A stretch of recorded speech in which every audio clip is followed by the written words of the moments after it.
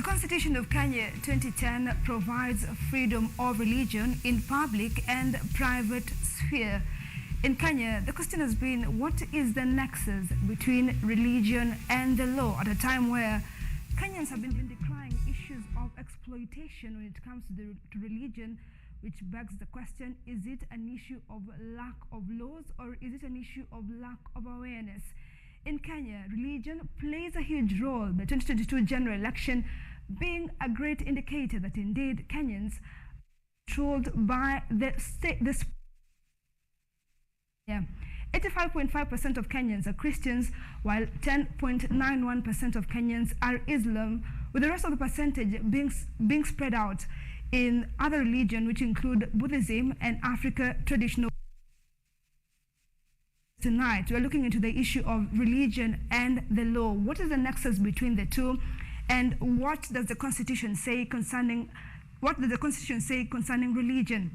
Remember, you can share your opinions and your questions concerning this particular show at KUTV Kenya Live on YouTube, at KUTV Kenya on Facebook, and KUTV_Kenya on Twitter.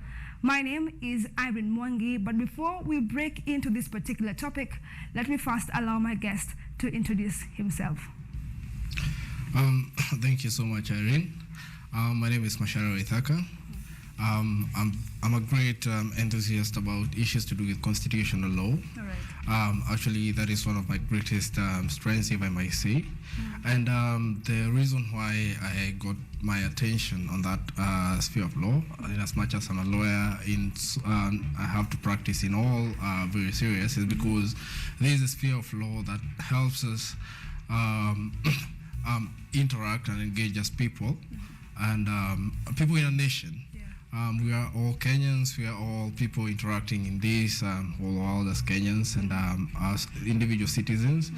And the only way that we can interact and the only way that we can engage each other without recourse to violence is to have an understanding about how we are supposed to engage.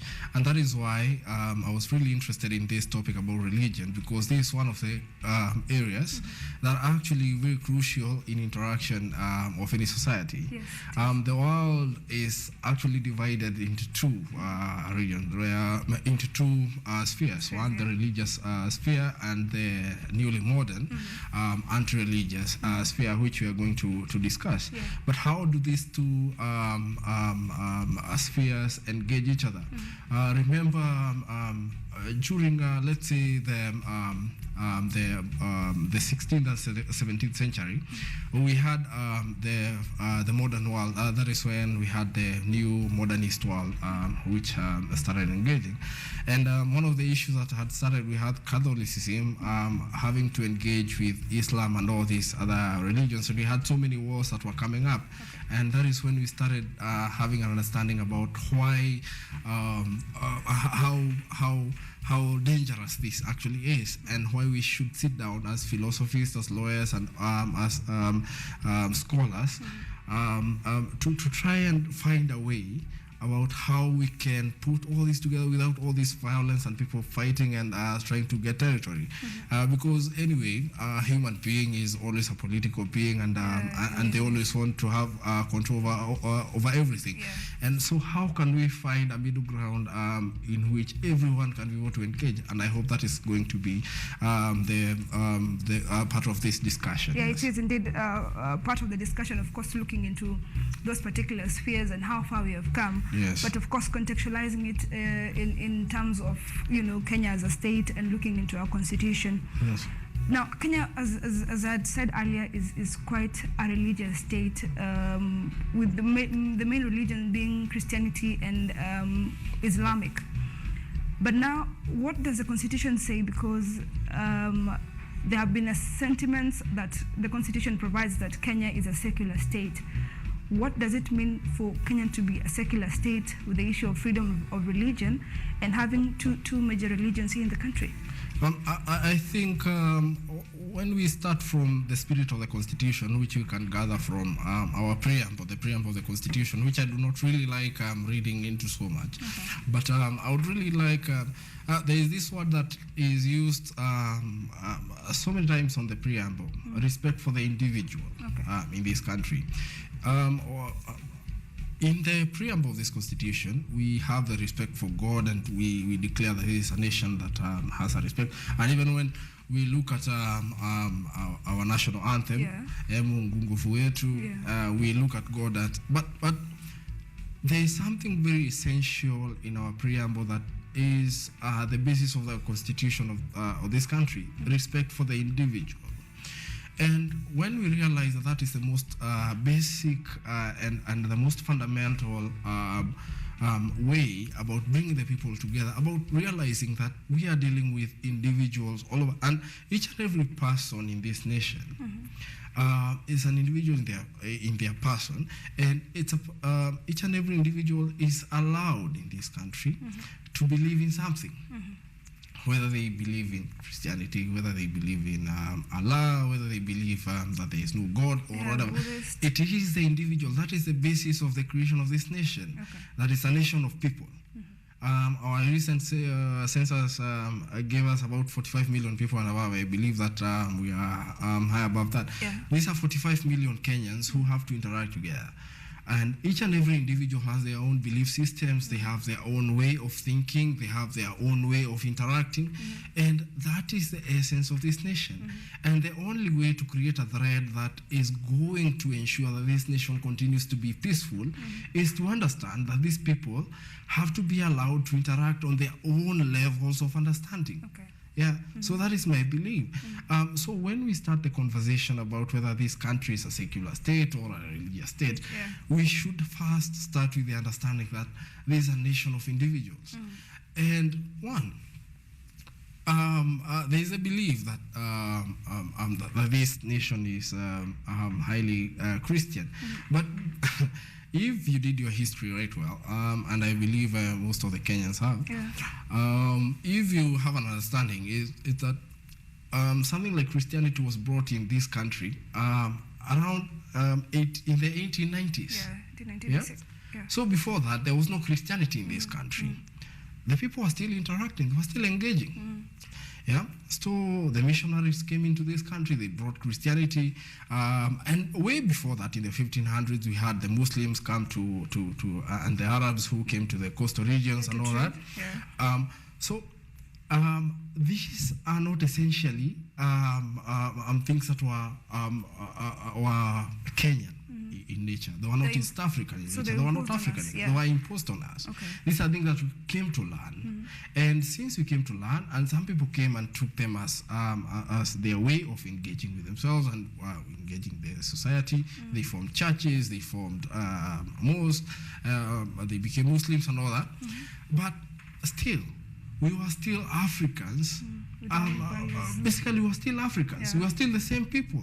It's only that some few other people from outside who came in and they came and introduced new things to us. And we decided, well, this might be some good thing to interact with and probably can follow it. But we were basically individuals who are following our own traditional religions. That is what we were following. But something new came in. So with the understanding that these are new things that came and we were able to interact with them in that manner, then we had to ask ourselves one question: why should we reject? Probably, as I would use an example, why should we reject a particular individual who has decided to follow their own way of belief just because they do not follow what was actually brought to us at a particular time in history? Like you remember the Atheist Society of Kenya, who very much fought a few years ago. I think it was in 2016. There was so much backlash about them. Why should we fight such individuals? Why should we fight them just because they have decided to believe in or to follow a new way of thinking and believing just because they do not believe in what was brought to us. Is that to say that even as the Constitution says that, Kenya is a secular state, the implementation of that still remains uncertain or is not even there in existence, given that even our political way of doing things has portrayed us as a religious nation? Does it mean that the law is not being, implemented? I do think that the reason why we call ourselves a religious nation is because of the arrogance that we always have. It's the arrogance in so many people. The arrogance in politicians. So there's no tolerance in terms of other We'll get to tolerance, but just because you are able to convince, and I'm sorry to use this example, we have a president who just came in, and I'm not trying to use this just to bash the president, the deputy president, but this is an example that everybody knows about. Can relate to. We have a president who got in on the umbrella of the Hustler Nation and all, and the use of religious institutions to make sure that, or to make people believe that he is the chosen one, or that's all. And you remember immediately after being sworn in as the president of the nation, we had this issue of making State House look like some sort of a church. The arrogance in believing that, and in statements, in making statements that say that it's because of our religious beliefs that we got into this position. It's because of these religious beliefs that we got into this position. But now, when you get to that point of making such statements, you start wondering, okay, what about other individuals who believe in different beliefs? Does that mean, are you endorsing a particular religion and saying that without this religion, you cannot lead this country? But what if they sort of believe that, it's because of their religion that they got that far? Should Kenyans who do not believe that sort of notion be a bit tolerant to say, okay, maybe it is what they believe, instead of thinking that maybe they're trying to impose that their religion is sort of supreme, so to speak, in terms of, getting their way in terms of politics? I will quote an author who I really like, Professor Ahmed Amail, who has written the book Islam and Secularism, who has said that we can only be religious if the nation is secularist. And what he was trying to say in that book, he was saying that if the state takes a position, a religious position, then there will be no probability of being religious, because the state will be taking up religious positions which will be discriminatory against other religious positions. Remember that this is not a state that has one religion that is playing its part. We have several religions. We have several religions. When a state takes a position that that supports one religious position, then that means that all policies or laws are going to be developed in line with this position that you have taken. Okay. So that means that, let's say, that a policy has to be come up with, somebody has to come up with a policy, or the cabinet has to come up with a policy. Okay. And then this policy, according to the Christian religion, it's okay, but according to the Muslim religion, it's not fine. Yeah. So you will be imposing upon Muslims in your nation and people within other religions positions that are just skewed towards one religious position, which is a very dangerous way of going. And I think that is a very dangerous way of approaching policy and governance. So what should be the linkage between religion, politics, and governance, given that these are three sort of factions that should find a way of relating without getting into each other's spaces? What should be the linkage between these three factions? I think the state should actually properly and in all manner of ways avoid being engaged in religious conversations. whether in normal, and actually I've been finding it very difficult to understand why a president of this republic and his deputy keeps on taking religious positions and believing that those are just his own individual positions. But as a president, you are a representative. You are a person who is supposed to be representing the unity of the nation. Yeah, you are a symbol of unity. The president is a symbol of unity. That's in the constitution. Yeah, it is. So when you start taking Christian position, saying that this nation has been brought to this position because God has brought us to this manner, that's a very dangerous position, as I said earlier. So what we should do is, one, let us have the state just do things that are related to the state. That is security, education, and all that, and leave religion to moralistic conversations. Okay. Let people decide what we are going to do about our morals and all that. Let them decide on that. Unless we are having a religious position that is really affecting the rights of other individuals, let's say a religion that is saying, or a denomination that is saying that you cannot take children to hospital, then we can engage on that issue. Okay. But when there is no such issue, then let us just avoid that. Yeah. But now, the issue is that Kenya is, the majority of population in Kenya are Christians, and therefore, if the president is standing for beliefs that are for Christianity, somewhat the majority will have their say, and the minority will not. They say the minority should have their say, but in this particular context, you'll find that the minority will be muzzled by the voices of the majority. In that, given that Kenya is a Christian nation, what the president is saying is not really called out because the majority are swamped in that particular religion. Now, what cuts across that, given that if the majority will have their way, then the minority have no say in such situations, which include the atheists? Okay, I'll give an example of India. Where we have the Citizenship Amendment Act, which came in, I think it was in 2 years ago, in 2020.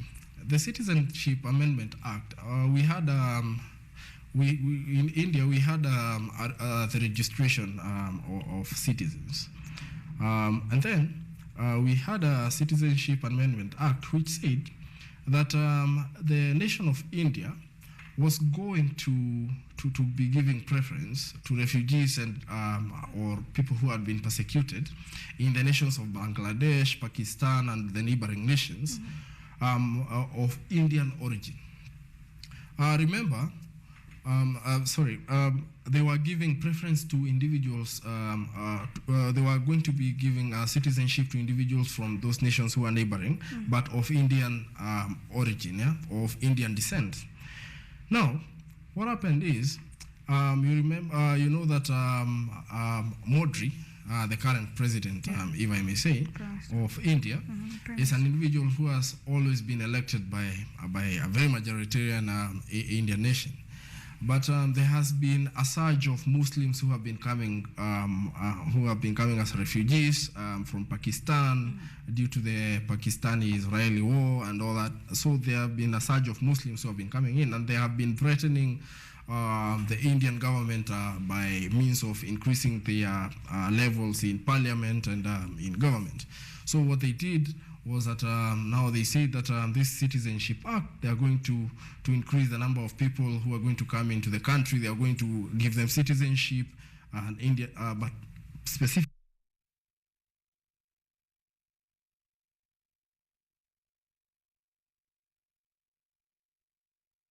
Caused a lot of there were so many demonstrations around that because what you are trying to do, you are trying to use religion, discrimination in terms of religion, and that is not okay, because the region which these people were supposed to get into was basically an area which had more Muslims. So if these Muslims, more Indians were to get into this region, that meant that their political weight would be reduced because more Indians would get in, so their vote would not count. Yeah. So in that instance, we are using religion for political purposes, and thus and thus you are lowering the engagement of the citizens in the democratic process is actually compromised. Okay, really on that note, concerning that, we'll be taking a short break. Telling me that you're pressed on time in terms of the past break. Now we're taking a break, but once we return, we'll be looking into this issue much further, and of course, we're looking into the issue of atheism in this nation and what the law says concerning that particular issue. See you after this break.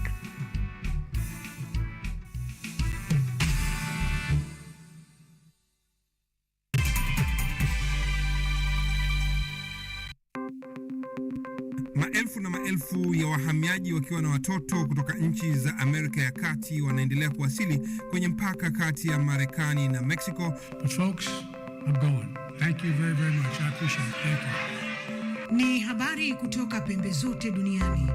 People pass vuguvugu. People pass ni idea. Tazidi ananyonya, hanyonyi vizuri, anakuwa hayuko comfortable. Jeshi la Jamhuri ya Kidemokrasia ya Kongo linapambana na waasi wa ADF. Kwa sasa wanatoa wito kwa mashirika, makampuni na vile vituo vya uchukuzi. Mambo mengi yatakwenda kama yalivyopangwa. Hapa ni kuna mmoja wa viongozi wa chama cha wavuvi katika eneo hili. Zaidi tunajaribu kuwapa chanjo ili ina boost ama inanyanyua kinga ya mwili, ndio inaenda kupelekea kupambana na virusi. Ni duniani leo, Jumatatu mpaka Ijumaa, moja kwa moja kutoka VOA Swahili, Washington DC.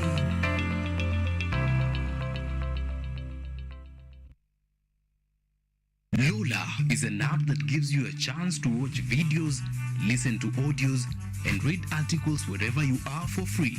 Motivational stories, dramas, campus life, technology, lifestyle, adventure, sports, academics, jobs, entertainment, and more. Download Lola now on Play Store. All you need, you got Lola. Technology, science, innovation, ICT and research. These are the ingredients upon which the solutions to the 21st century problems are founded. In a world that is rapidly changing, it's all hands on deck to ensure a balance in all fields of life.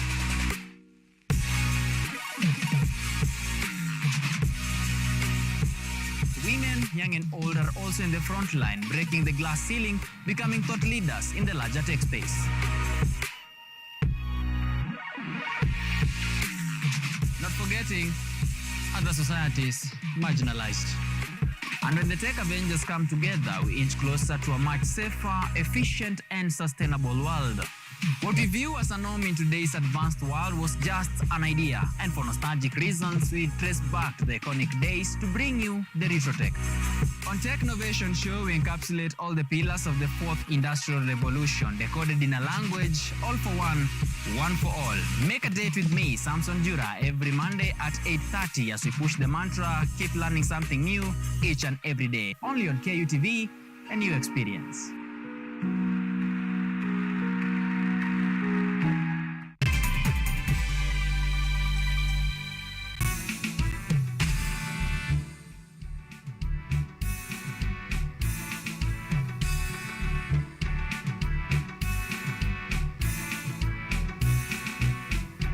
Welcome back. You're watching Law Matters, and tonight you're talking about the issue of religion and the law and what the Constitution of Kenya says concerning the issue of religion here in the country and whether there has been implementation. Before we took a break, we're looking into the issue of discrimination, citing India and what has happened previously in that particular country, citing a nexus with what is happening here in Kenya, with Wakilo Ithaka, of course, giving us a context concerning that particular issue. You talked about the issue of discrimination, citing India. Is that what might permeate here in Kenya? Once we allow politicians to use religion as their basis of their political power, that is the trap that we'll be falling into, where once a politician realizes that a particular religion gives him votes, then we are going to be we are going to be partisan in terms of religious partisanism. Yeah? So that is a trap that we'll be falling in, and that is a very dangerous trap, because we find countries, which I should not be using as examples, countries like Iraq and Iran having problems with basically a country like Iran and a country like Iraq. You'll find that these countries are basically Muslim countries, and a country like Pakistan, you find that they actually have issues, yet they are religious nations. They are nations based on a particular religion. So we are going to be falling into that trap where religion is actually used for political purposes. But the state should not be involved in any way. And that is why I really do not like using the United States of America as an example, but the likes of Madison gave us a very good constitution. That is the American Constitution, where they say that we have to separate the state from the church. And by the church, I mean from religion. They were not stupid when they were saying that, because they knew how difficult it is to grapple with issues to do with belief. The issue to do with belief is usually personal.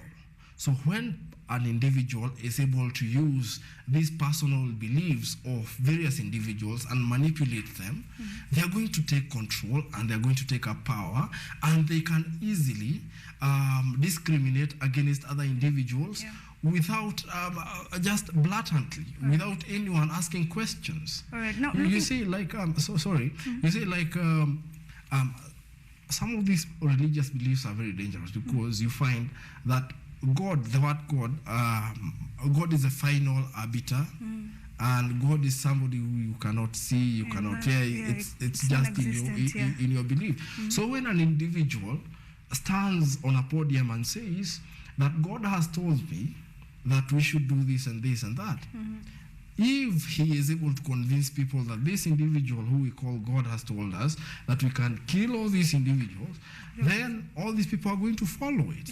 So that is a very dangerous part. So what we should do is let religion develop on its own. Let it be the moralistic core of our society. Let us develop from that. But let the state not be engaged on such matters, because the state has the coercive power. To do that. The state has the coercive power to control what the individuals do. The state, like in Kenya, as an example, the state controls the army, the police force, and all that. It has the coercive power.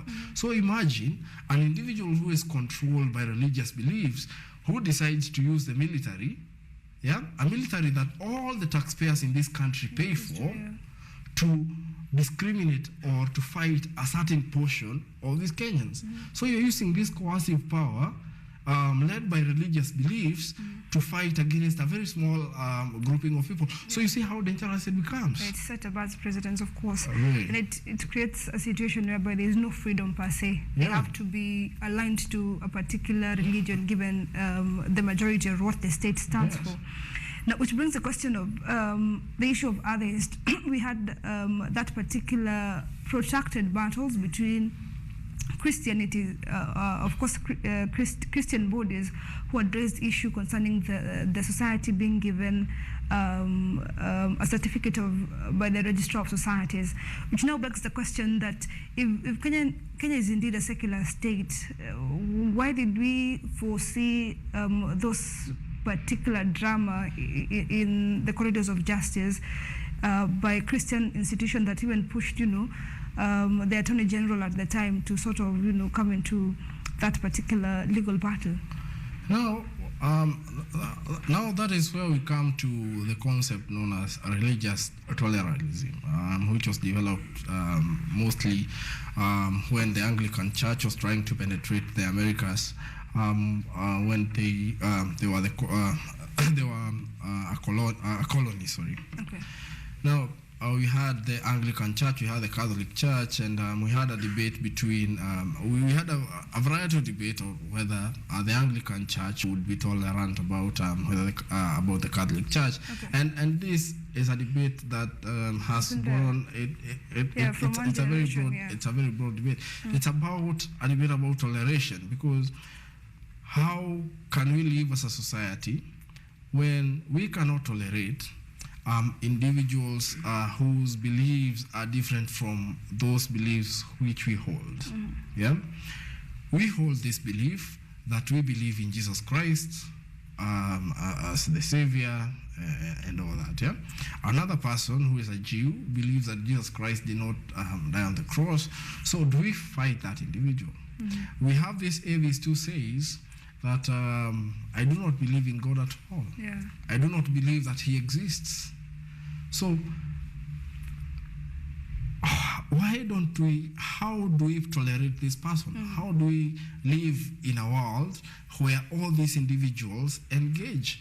And that is why secularism actually, the basic meaning of secularism is where religious beliefs are totally opposed, or sorry, religious beliefs are totally opposite from the state functions, where people are allowed to engage on a religious level, but the state is not actually engaged on such a debate. Okay, so it's free will between the masses. Between the masses. As long as no individual is opposing or is infringing the rights of other individuals, the state is not. The state will only come in when an individual is actually an individual's rights are infringed. Remember, we had in the 16th century, the 15th century, we had where the papacy was actually the sovereign. You would find that an issue of blasphemy was taken as sedition. So a person who is, let's say, an atheist who says that God does not exist will be taken in or will be jailed with sedition. We'll go just our neighbor, Sudan, the northern Sudan, where you find that in the 80s, some people who wrote documents about democracy, who are actually Muslims, who say that the Muslim religion allows for democracy and people should be allowed to choose, and women actually have democratic rights, who are actually jailed for sedition. And we're told that because we are taking Sharia law as is written in the Quran, then you are being seditious to a nation which we have interpreted, for which we have built by our own interpretation of the Quran. And stated that this is actually the constitutional law that we are going to be following.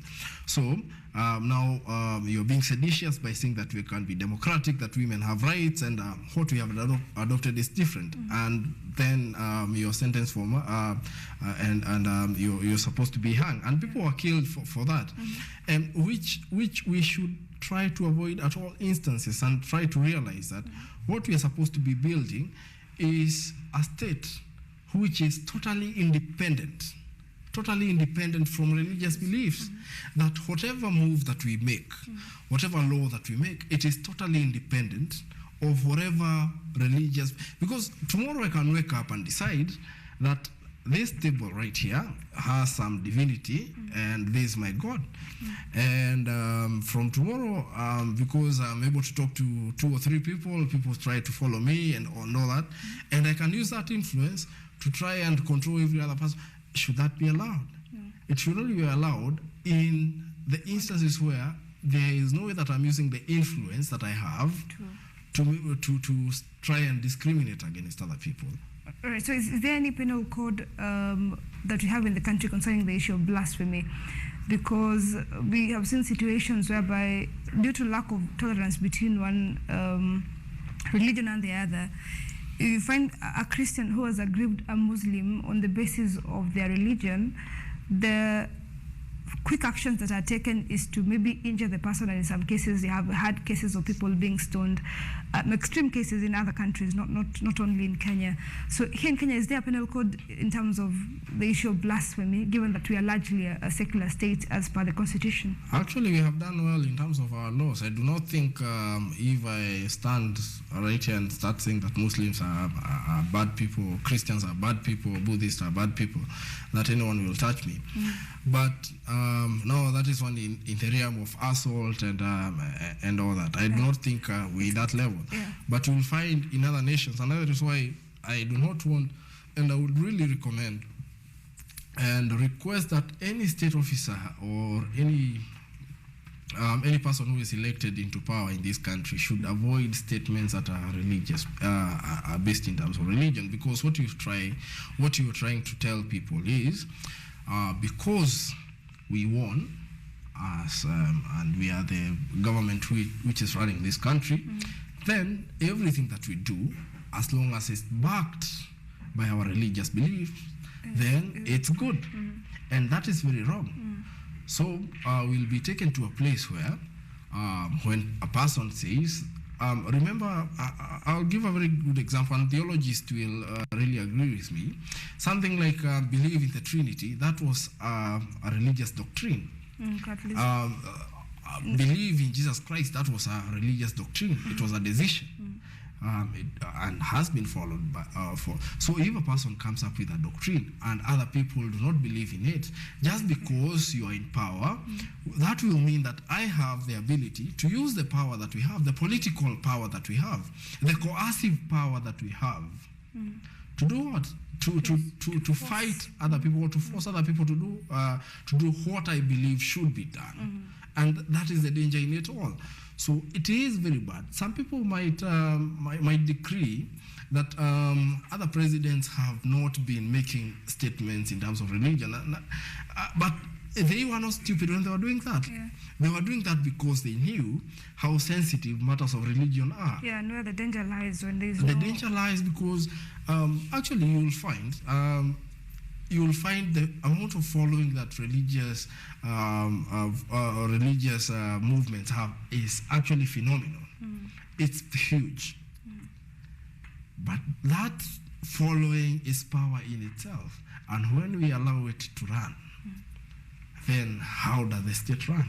All right, there's been the issue of public holidays, and we have seen, say, Christians enjoy Easter and Christmas as part of public holidays that celebrate their religion. The same has been for Muslims. They have enjoyed holidays here and there here in the country that has been gazetted as national holidays. But for some cases of religions like Hinduism, when they celebrate Diwali, you will find that the government somewhat does not gazette these holidays as national holidays, yet some feel like this is some form of discrimination, that why would Christians be guaranteed of public holidays when it's their turn? I think in the previous regime, we have to do justice to the previous regime, where you found CS Matiang'i he was actually the most celebrated CS for giving us the most holidays. I really celebrated him for the number of days you had off. I think one of the things in our preamble in Article 10, we really appreciate the diversity in this nation. We appreciate that we have 40-something tribes. We have so many tribes. 47 now? So actually lost count. 47, 48. 47, 48, yeah. We have all these religious beliefs and all that. We have been really trying to do that. Trying to, when it's Christmas, nobody goes to office. And in all these Muslim holidays, the government does its best to make sure that all Kenyans actually come in. And this is actually a tradition that is being practiced in Bangladesh by the current regime. What they are doing is, in Bangladesh, you would find that we have two beliefs. We have the Muslims and we have this Bengali tradition.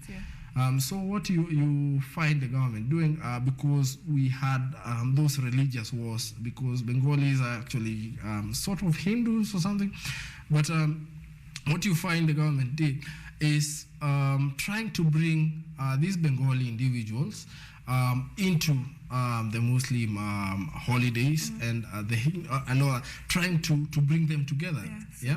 So we have been trying to do that in this country, where you find a Hindu holiday is actually a national holiday, where individuals told that today is a free day and all that. So that is something going forward. Each and every religion, when you have a religious holiday, let us all celebrate that in the spirit of trying to understand our diversity. Yeah, we are different, yes, we are diverse, and we understand that, but we actually have to live together.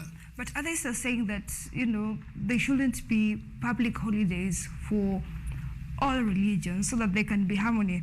Because in this case, if you want to, given that you've said in the preamble of the Constitution, there's the issue of the right to individualism. Yes. So in that context, it means that you will find Christians, you'll find Muslims, Buddhists, Hindus, even the African traditions in the western of Kenya. In the western part of Kenya, we have the Jehovah Wanyonyi. It's a small sect, but they celebrate the religion in that context.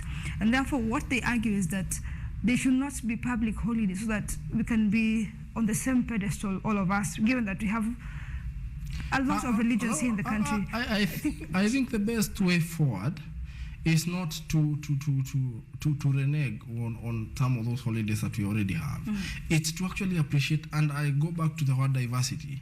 We have to understand that I am different. Other individuals are different. They believe in different things. So how do we ensure that we live as nations? Because I would find that my boss, where I work, might be a Hindu, whoever you are actually a traditionalist. Yes, yeah. How do we live together? Because you live, you actually believe in something. Yeah. We live in the same space, and but we work in the same space. You see. Yeah. So how do I appreciate you? How do you appreciate me? How do you actually understand why I believe in what I believe in? How do we tolerate each other? The only way to tolerate each other is to understand you by, when you have a holiday, let this holiday be national, so that you can actually explain to me why should I celebrate Christmas? Okay. Why should I celebrate a certain Muslim holiday? You will be able to. I will be able to understand that, and that is why I will not. You see, we have this word in Kikuyu called mushene. Yeah, that is you just listen to other people. They are telling you this is what these people believe in and all that. But if I'm able to understand from you yourself who practice this religious practice, then I can actually accommodate you. Right. We can actually interact properly. We will never fight. We have this group that is mushrooming, the atheists. Have we been able to accommodate them, be a bit tolerant towards them? I hear the number has increased. They're now doing 100, but still they are fighting to get their space, because Christians, who are the majority, have termed them a danger to humankind. I think it's a misunderstanding. I have some very good friends who are atheists, and not from Kenya and from abroad. And I really believe these are people who are actually misunderstood for what they're trying to say. There are people who say that we do not believe in God, yes, but we believe in scientific revolutions and all that. But these are not people who are trying to harm the society in any way. I think it is because other religious individuals, whether the Muslims or Christians, believe that they are trying to influence people, to take their territory for other individuals. But that is the highest level of arrogance, as I started this form. If you believe that your beliefs are so influential that an individual can retain them for their lifetime, then why should you be fearful that another person would come in and take that away? Right. Yes? Right. If you should start asking yourself these questions. Why are your beliefs so fragile that if an individual who does not believe in them can come in there, will just detonate them and scatter them away? Then you should start asking yourself questions. Right. And that way I still come back to the same question of, we should tolerate each other. Okay, so it is the issue of tolerance between, you know. Yeah, we should tolerate each other. If I do not believe in what you believe in, and I usually use this quote, you do not have to be so loud so that people can can listen to you. Yeah, and these religious beliefs, most of them, and the reason why they fight atheists is because they believe that they have been so loud and people have been listening to them, and then a certain person comes in and tells them there are question marks in what you are believing in, so come in here. So you're trying to be so, if I may be so bold and say, you're trying to see that the fragility is being broken. All right. I know that. I will leave you at that note because we have to take a second break. But once we return, we'll be talking about that issue. And of course, looking at Christianity and Muslim and where they cut across. Yeah. All right. We'll be taking our second break now. But once we return, we'll be looking into the issue of Christianity and the issue of prosperity gospel and what the law says concerning that, and the issue of Islam and their linkage to terrorism. Stay with us.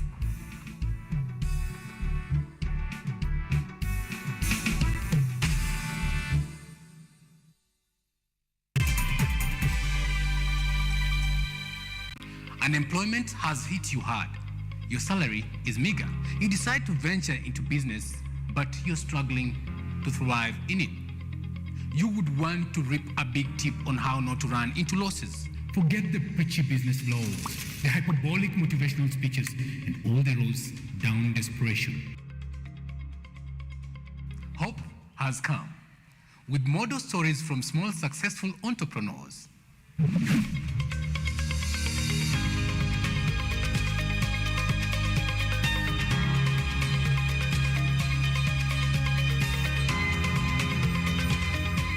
We tell you these tales weekly on The Budding Entrepreneur. Join us as we help you make your trade profitable and often smile to the bank.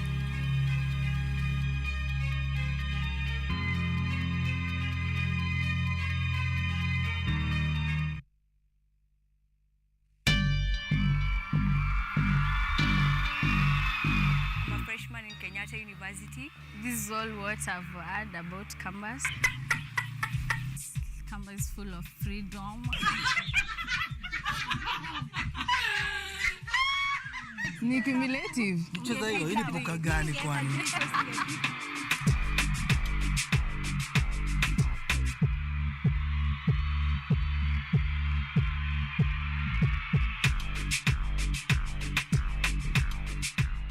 I'm a fourth year student and I mostly hang out at shopping center. I'm an arboretum. And what I'd tell first years is it's never too late to start being serious.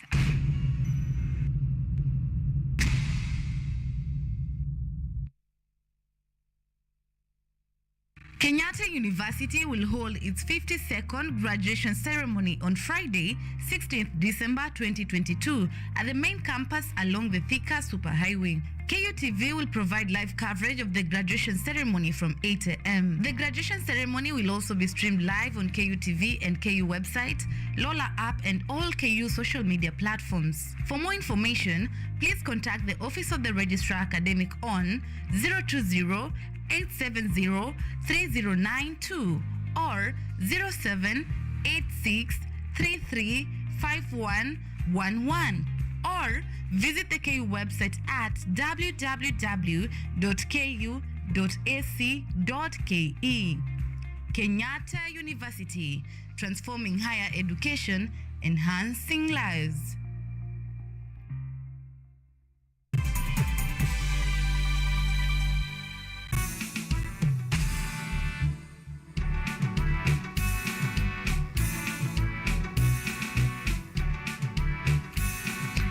Thank you for staying with us. This is that segment of Law Matters where we're discussing the issue of religion and the law. And in this part of the show, we'll be looking into the issue of Christianity. There have been cases of exploitation of the poor and the rich by the issue of independent churches who are said to preach the gospel of prosperity.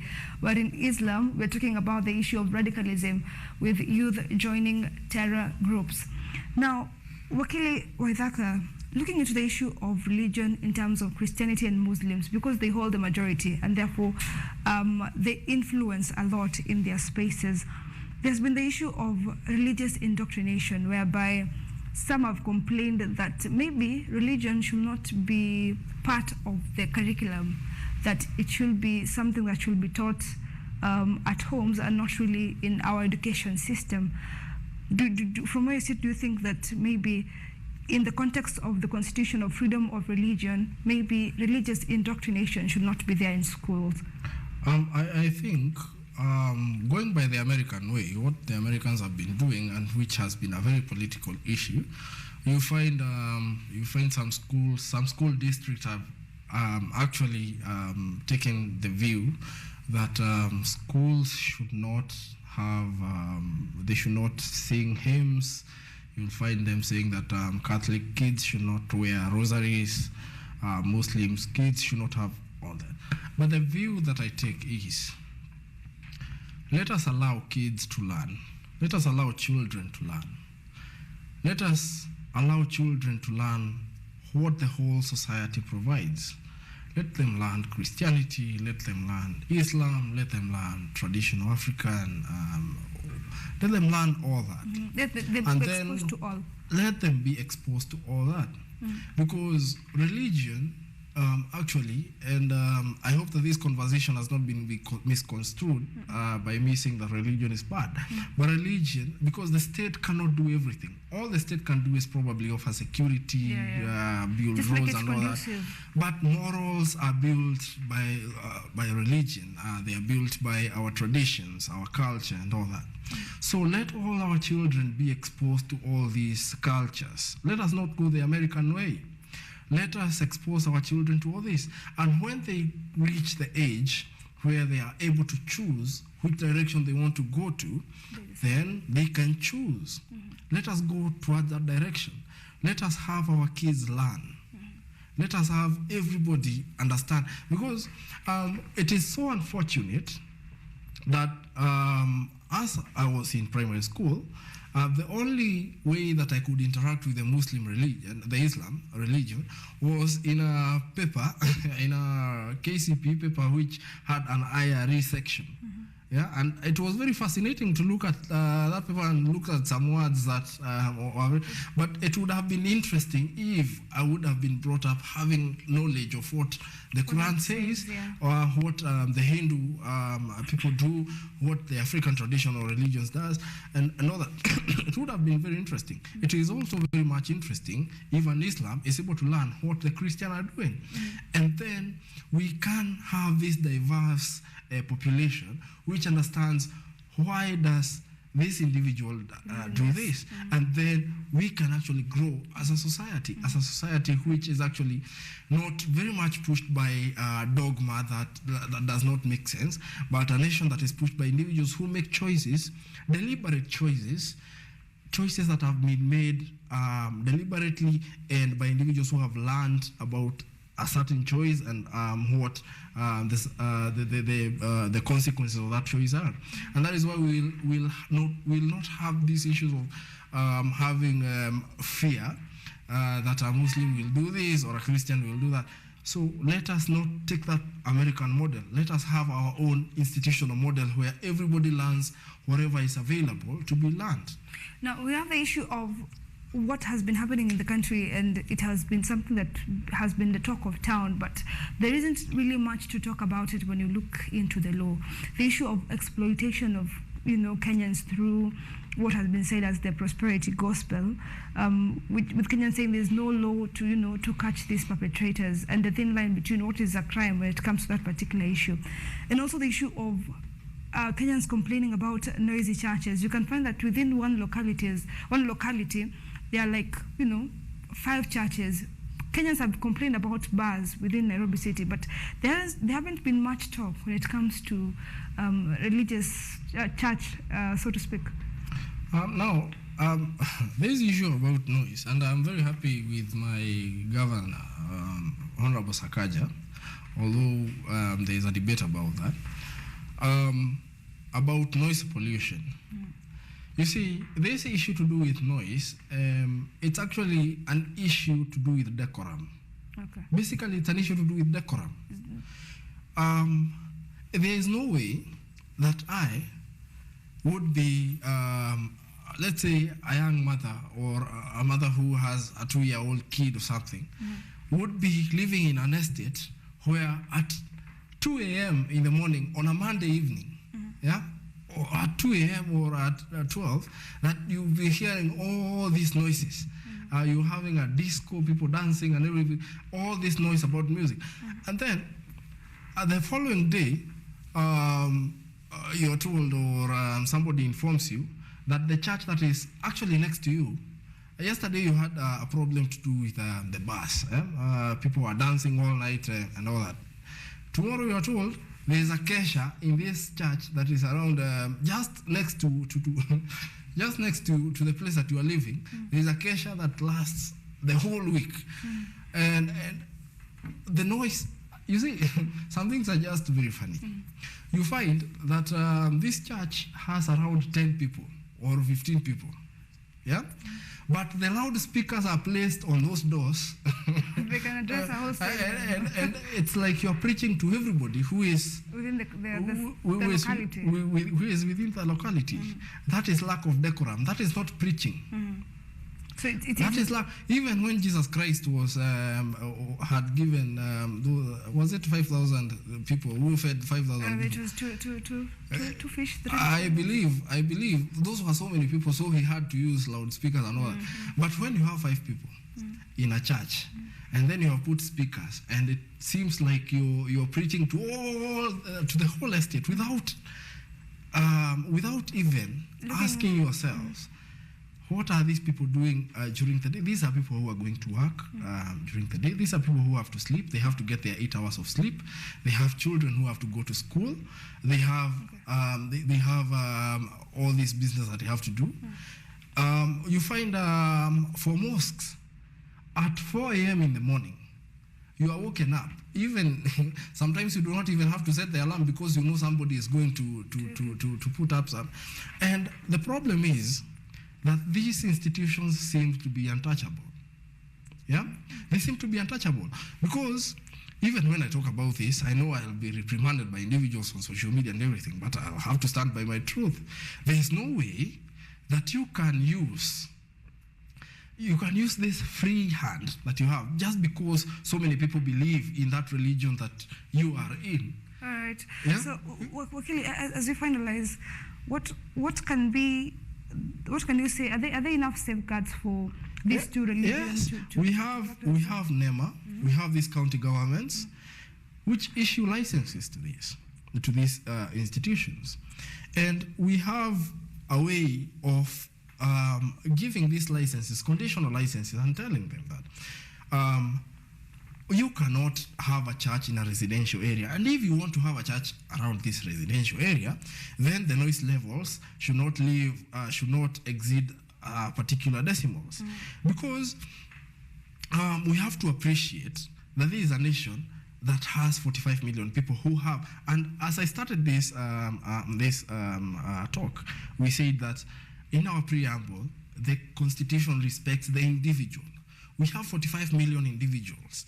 You cannot assume that just because you are a Christian and 80% of the individuals in this country are Christians, that everybody will appreciate your 5 speakers outside your church or your 4 a.m. noises because you are a mosque and because you have a certain percentage of people following you. No, we have to respect, we have to have decorum. Yes, it's not actually about so many things. It's about decorum. All right, finally, because you're pressed on time, within less than a minute, what can be your final words concerning the issue of tolerance between these religions that we have in the country, and of course the safeguard that can be given by the government, given that we have seen the issue of infringement of rights when it comes to religion? Just within a minute. What I would say, and I would talk directly to my president, who is and the deputy, and I would say, please, in as much as you're trying to portray your religiosity, in as much as you're trying to lead this country towards a direction that is godly, or whatever you try to call that, try and understand that Kenya is a state that is secular. each and every individual has their own personal beliefs, and you cannot make it look like every other individual who does not believe in what you believe in is wrong. And the problem with that is not actually because you believe, because actually I'm a Christian. I'm a Christian myself. Actually, I'm a Presbyterian. The problem is not because you are religious. The problem is because the notion that you are portraying before Kenyans is that if you are not a Christian, then whatever policies that you can propose for the government to implement are wrong. Okay. Or every other individual that is not following your path is wrong, which actually is against all principles of democracy, that an individual has the right to speak what is in their mind. All right, thank you. Yeah. All right, thank you so much, Advocate Waithaka, for that particular perspective, of course, portraying the issue of tolerance when it comes to religion so that we can integrate. Yes, Thank you so much. All right, that has been it for religion and the law, and the final word is that we should be a bit more tolerant when it comes to the several religions that we have in the country, and for the state to stay put and not interfere with the issue of religion here in the country. My name is IRENE MWANGI. Thank you for watching this particular show. We hope you have learned a lot from what we have discussed in this particular segment. Enjoy the rest of your evening.